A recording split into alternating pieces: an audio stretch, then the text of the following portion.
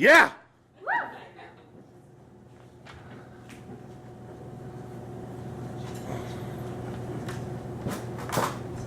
Trigger warning. A practical guide. 1. In the provided space, write your truth. Money has 3 functions. In barter economies, living things often serve as stores of value. 2.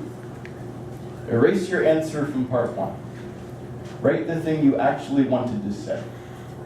I needed a safe space. He offered. He said, whenever you need. It was a Thursday afternoon, so I waited in the hallway until he got home. 3.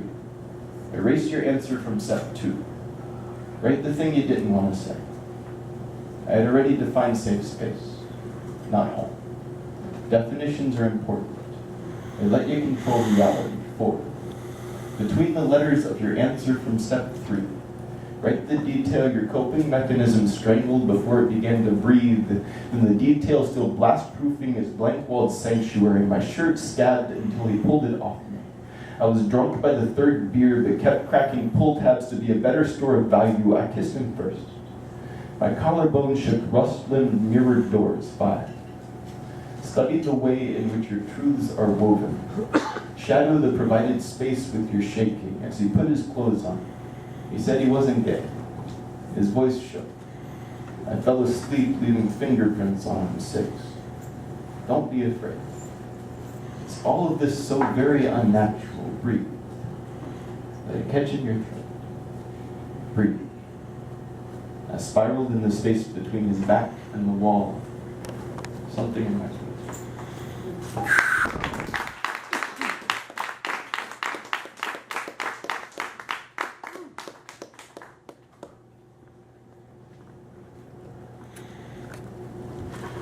I come from a long line of dirt eaters. Jealous men with long memories who twist vowels like rain-soaked work shirts. We are weak-kneed, curl-handed, salt-eyed, God-struck. Worshipful blasphemies tempered into bayonet points. I am the first man in my family in 3 generations not to join the military. Not to come home betrothed to the apocalypse and desperate to make the wedding night come sooner. My grandfather wore liver failure like an insignia of rank. My father didn't pick up a bottle until I left the house. I started drinking to make my body too toxic for my inheritance to inhabit. I keep drinking so I don't remember the nights I wake from my father's nightmares. We, a trailer park, gravel road stripped underbelly pickup trucks hauling white trash like it's the sum of our belongings. I have been walking away from car crashes for longer than I can remember. A jealous memory deconstructs every definition. My dirt-nailed hands flinch over. Someday I will stop walking.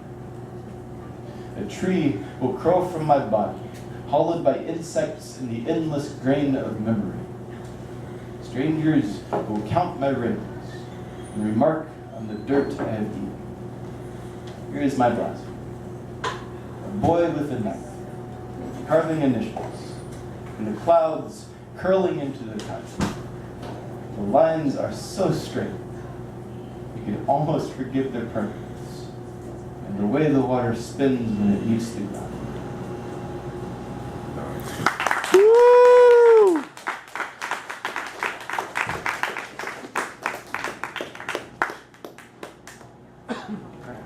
Thank y'all so much. This has been a lot of fun.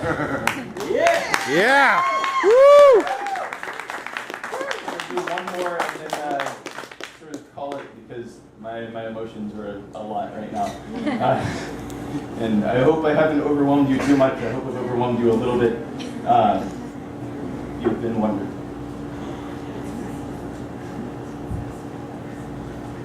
In the event of a zombie apocalypse, I am fucked. Literally, my only advantage is that I'm in decent physical shape. Also, I have a gun. My 2 advantages are that I'm in decent physical shape and I have a gun.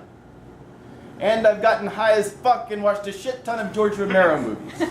Amongst my advantages are such things as being in decent physical shape, having a gun, having gotten high as fuck and watched a shit ton of George Romero movies, and being able to shoehorn a Monty Python reference into just about whatever the fuck I'm doing on a moment's notice. Now, I realize that the last two of these so-called advantages are likely to seal my doom.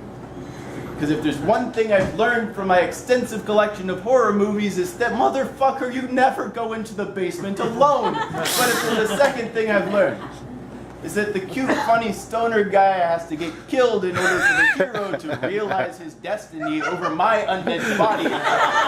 Which means I'm gonna get shot in the head or clubbed into oblivion with a cricket bat before I even have a chance to fully turn. Much less get my mouth on any delicious man meat. Y'all, zombies. Hella fucking gay.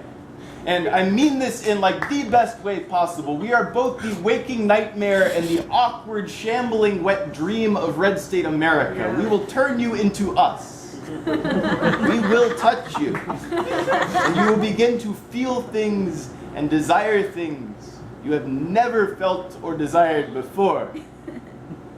Red State America. Faggot zombies are coming for your children. We are already in their schools. We are chewing on their brains. They are delicious. It tastes slightly of caramel. We don't want to marry you. Ew. We want to bury you in an avalanche of Katharine Hepburn movies and faux hawks. We want to claw your way to the surface, reborn, an entire glittering society of zombie fairies. You don't have to clap your hands if you believe. Our existence is not contingent on your recognition, but you should recognize one thing. Zombies throw like the best parties. There is dancing, and often booze, and lots of beautiful, beautiful zombie people. Zombie. The metaphor died like 3 lines ago, and it's just kind of been walking around looking for something to chew on. But the point is, if you think you might be a zombie, you should come out. Questioning is encouraged. We won't chew on you without your permission, I promise. And who knows? You might even get some brains. Thank you so much.